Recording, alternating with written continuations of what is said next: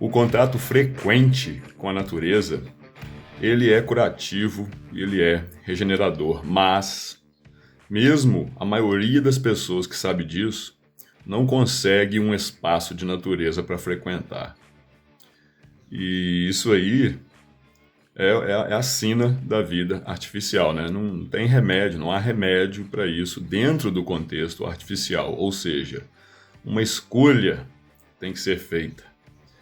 E este vídeo aqui vai falar a respeito de escolhas referentes a esse tipo de tema. Então, em primeiro lugar, independente de quão forte é a paixão do indivíduo por asfalto, por concreto, por fumaça, por estresse, né? O ser humano sabe, ele tem noção do valor da conexão com a natureza, porque o ser humano sente isso quando, né, ele passa alguns dias na praia ou numa fazenda, né, que tem mata, tem riacho, até principalmente se tem cachoeira. Então, quando o caboclinho ele vai para um lugar desse, ele fica lá alguns dias, fim de semana, ou uma semana, ou de férias, sei lá, algumas semanas ou um mês. Mas o que acontece? Vai chegando uma hora que vai dando aquela ansiedade nele, ele vai dando aquela saudade, né? É tipo quando um ser artificial ele vai passar um fim de semana, ou uma semana, ou vai passar um mês de férias numa praia, num lugar remoto, ou numa fazenda, ou num local que tenha muita mata, e riachos, muita água, cachoeira, local que não é urbano. Quando ele vai fazer isso é a mesma coisa que você pegar um cracudo, ou um viciado em cocaína, ou um cachaceiro, ou até mesmo um viciado em cigarro, e você tira a possibilidade dele usar a sua droga durante alguns dias. Então, dependendo, né, do nível de vício do cara, no primeiro dia, segundo, terceiro, ele até aguenta ali mais ou menos, ali tal, tranquilo, pode até achar que tá, né? Mas daqui a pouco começa a bater a crise de abstinência nele. Então, a mesma coisa. A pessoa urbana quando está, né, num ambiente fora do contexto urbano, um ambiente rural, não interessa se é no litoral ou no interior, né? Então, vai dando aquela ansiedade nele, vai sentindo aquela falta, né, do estresse, da agitação, falta de coisas que na verdade não fazem falta nenhuma para uma pessoa que emocional, psicológica e fisicamente estão harmonizadas, estão equilibradas, não é mesmo? Então, eu vou agora ler para você alguns trechos de um dos capítulos do meu livro O Homem Insubmisso, Independência Emocional e Social do Macho Sigma, livro esse que em breve vai estar à venda separadamente do meu curso Independência Emocional. Se você ainda não viu, ainda não conferiu o meu curso Independência Emocional, que é um apanhado, uma compilação organizada e metódica dentro de um passo a passo de todo o meu conteúdo que está voltado ao desapego, que está voltado à sua independência emocional. Então você clica no link que está na descrição e também fixado no primeiro comentário abaixo deste vídeo, ou então no card que está aparecendo aqui agora no lado direito da telinha. Então vamos lá, entre aspas aí, analisando e comentando uma matéria do escritor e cientista Jared Diamond, vamos abordar a primeira e maior calamidade de toda a história humana na face da Terra. Chegou um momento na nossa história em que fomos obrigados a escolher entre manter o tamanho da população limitado ou tentar incrementar a produção de alimentos para lidar com o aumento populacional. A maioria dos povos escolheu a última opção e o preço por essa escolha foi tirania, escravidão, fome, guerras, doenças inflamatórias e doenças contagiosas. Essa, sim, foi a verdadeira queda do paraíso para a humanidade como um todo. Mesmo com todas as gigantescas dificuldades que o homem já havia enfrentado e superado em sua jornada evolutiva até aquele ponto, as implicações da adoção da agricultura como base de toda a dinâmica de vida foram de uma dimensão e de uma magnitude jamais vividas na história. Além disso, mesmo com todo o potencial de agressividade que nos é inerente, até então, os grupos humanos viviam em relativa harmonia, saudáveis, com fartura, sem doenças contagiosas, sem escravidão, sem impostos, sem reis nem governos. Tudo isso representa um câncer que só surgiu na face da Terra com o nascimento da sociedade agrícola. A agricultura foi um divisor de águas para a espécie humana e foi também nosso erro mais grave. O homem aprendeu a fazer e a controlar o fogo há mais de 2 milhões de anos e teve a proteína e a gordura como a base de sua alimentação durante todo esse tempo. Por sua vez, o evento da agricultura se deu há apenas 10 mil anos e nos levou direto à tirânica e sangrenta Idade do Bronze, cujo final, como não podia deixar de ser, também se deu em carnificina generalizada. Nós não aprendemos a lição e, ao recomeçar a nossa jornada histórica após o colapso da Idade do Bronze, ingenuamente insistimos na mesma dinâmica que causou a destruição de forma tão rápida. Monoculturas sustentando a vida urbana e o Estado que brota da incapacidade das massas de administrar esse sistema. O Estado é, sem dúvida, a consequência mais perversa da agricultura. Durante a maior parte da nossa história, sustentamo-nos com a caça e a coleta. É uma vida que os filósofos e os homens fracos e preguiçosos tradicionalmente consideram desagradável, brutal e muito curta. Uma vez que nenhum alimento é cultivado e pouco é armazenado, não haveria, na visão desses filósofos arrogantes, nenhuma pausa na luta diária para encontrar alimentos e evitar a fome. A nossa fuga dessa suposta miséria, entre aspas, teria sido facilitada apenas há 10 mil anos atrás, quando, em diferentes partes do mundo, os povos abandonaram a caça e a coleta e começaram a domesticar plantas e animais. A Revolução Agrícola se espalhou e poucas tribos de caçadores-coletores sobrevivem atualmente. A agricultura teria sido adotada porque ela é uma forma supostamente eficiente de obter mais alimentos com menos trabalho. O homem civilizado, entre aspas, chegou ao ponto de acreditar à agricultura o notável florescimento da arte ocorrido nos últimos milhares de anos. Isso mostra sua total ignorância, ou omissão proposital, ao fato de que, ainda na Idade da Pedra, várias das pinturas em cavernas já apresentavam traços tão refinados quanto podemos observar em obras de artistas de alto nível hoje em dia. Como você consegue mostrar que a vida das pessoas há 10 mil anos melhorou quando elas abandonaram a caça e a coleta pela agricultura? Até recentemente, os arqueólogos tinham que recorrer a testes indiretos cujos resultados não corroboram essa hipótese. Jared nos dá um exemplo de um teste indireto. Os caçadores-coletores do século XXI estão realmente em situação pior do que os agricultores? Existem pelo menos 3 conjuntos de razões para explicar as descobertas que provam que a agricultura faz mal à saúde.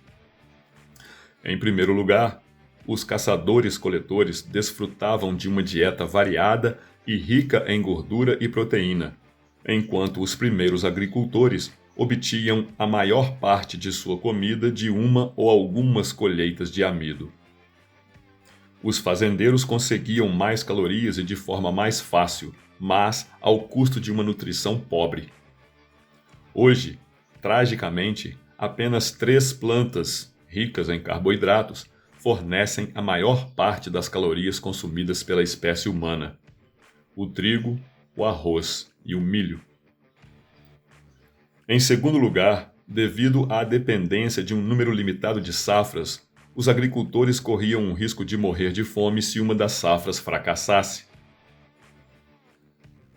Por último, o mero fato de que a agricultura encorajou as pessoas a se aglomerarem em sociedades populosas muitas das quais o comércio com outras sociedades populosas levou à disseminação de parasitas e doenças infecciosas. As epidemias não podiam ocorrer quando as populações estavam espalhadas em pequenos grupos vivendo separadamente. A tuberculose, as doenças inflamatórias e intestinais tiveram que aguardar o surgimento da agricultura e o consequente surgimento das grandes cidades para entrarem no jogo. Além de desnutrição, doenças inflamatórias, fome, doenças epidêmicas, tirania e guerras, a agricultura ajudou a trazer outra maldição sobre a humanidade: profundas divisões de classes. Os caçadores-coletores têm pouco ou nenhum alimento armazenado e nenhuma fonte de alimento concentrada, como um pomar ou um rebanho de vacas. Eles vivem das plantas e animais selvagens que obtêm todos os dias. Portanto, não pode haver reis nem qualquer classe de parasitas sociais que engordam com alimentos e impostos roubados de outras pessoas. É somente o contexto agrícola que propicia o surgimento de uma oligarquia não produtiva que consegue viver na fartura enquanto se coloca acima das massas malnutridas e infestadas de doenças. Esqueletos de tumbas gregas em Micenas, em 1500 anos antes da Era Comum, indicam que os membros da realeza desfrutavam de uma dieta bem melhor do que seus súditos, visto que os esqueletos reais eram 5 ou 7 centímetros mais altos e tinham dentes bem melhores. Entre múmias chilenas, a elite se distinguia não apenas por ornamentos de ouro, mas também por uma taxa 4 vezes menor de lesões ósseas causadas por deficiência nutricional ou por doenças. Quanto à situação das mulheres, livres da necessidade de transportar seus bebês durante uma existência nômade, e sob pressão para produzir mais mãos para ajudar a cultivar os campos, as mulheres da sociedade agrícola tendiam a engravidar mais frequentemente do que suas contrapartes caçadoras-coletoras, com consequentes perdas em sua saúde. Entre as múmias chilenas, por exemplo, mais mulheres do que homens tinham lesões ósseas causadas por doenças infecciosas. Quanto à alegação de que a agricultura encorajou o florescimento da arte ao nos proporcionar tempo de lazer, pode-se afirmar com total segurança que os caçadores-coletores modernos têm pelo menos tanto tempo livre quanto os agricultores. Toda a ênfase no tempo de lazer como um fator crítico está equivocada. Embora os avanços tecnológicos pós-agrícolas tenham possibilitado novas formas de arte e a preservação mais fácil da mesma, grandes pinturas e esculturas já eram produzidas por caçadores-coletores há 15 mil anos e ainda eram produzidas até o século passado. Dessa forma, com o evento da agricultura, a elite prosperou, mas a maioria das pessoas ficou em maus lençóis. Sendo assim, em vez de engolir a narrativa da visão estatista de que, entre aspas, escolhemos a agricultura porque era boa para nós, fecha aspas, devemos mesmo nos perguntar como foi que caímos nessa armadilha tão sinistra. Para terminar a leitura dos trechos do livro, vou finalizar com uma citação do Jared Diamond. Abre aspas.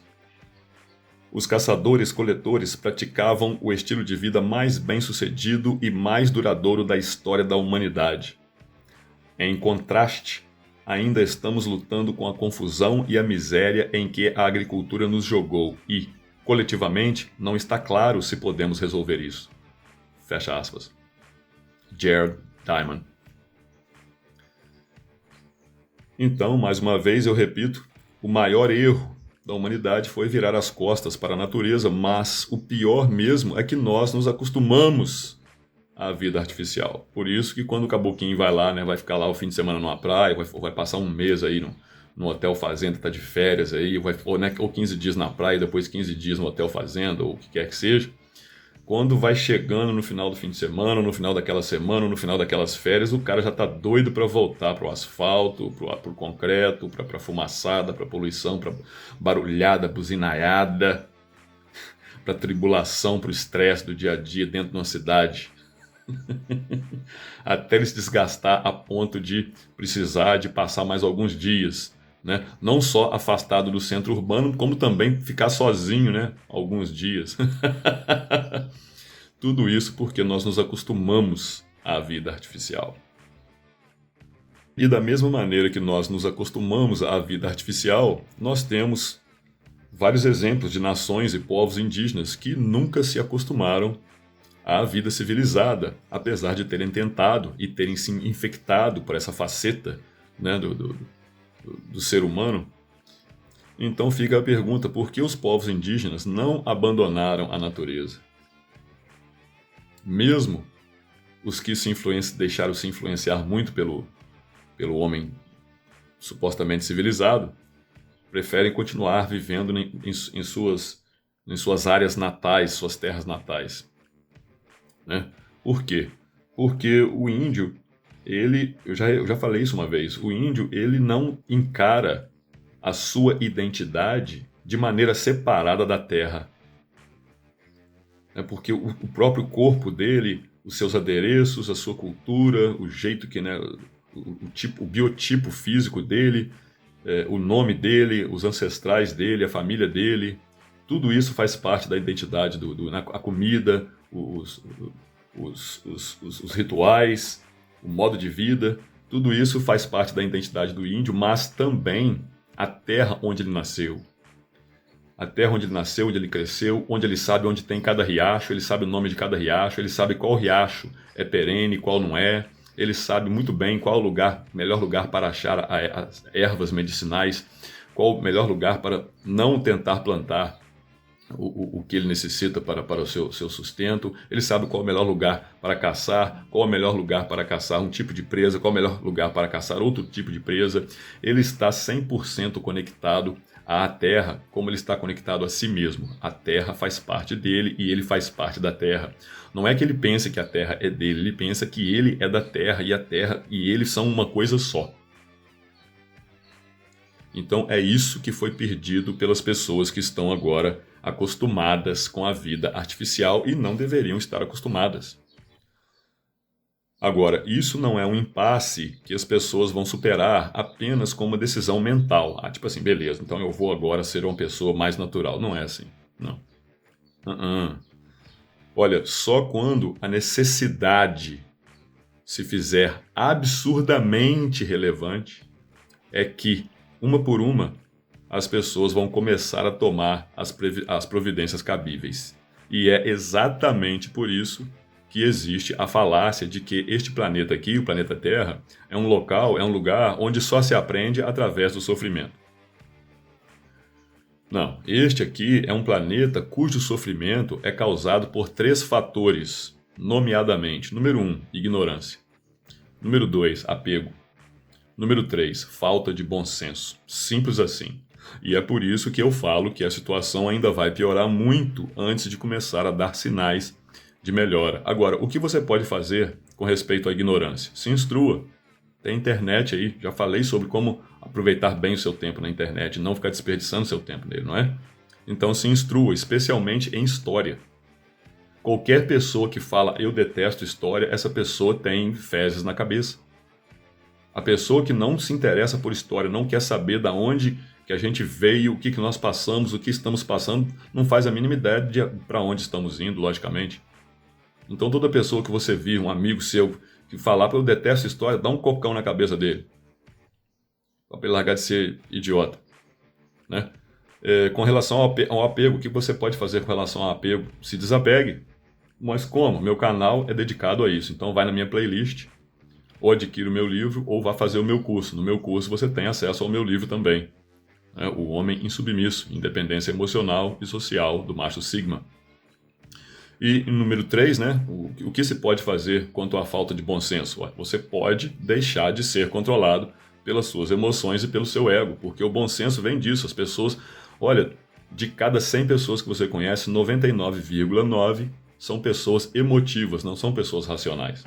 Você mesmo deve ver que nos momentos onde você está sendo puramente emotivo e não está usando a razão nem o bom senso.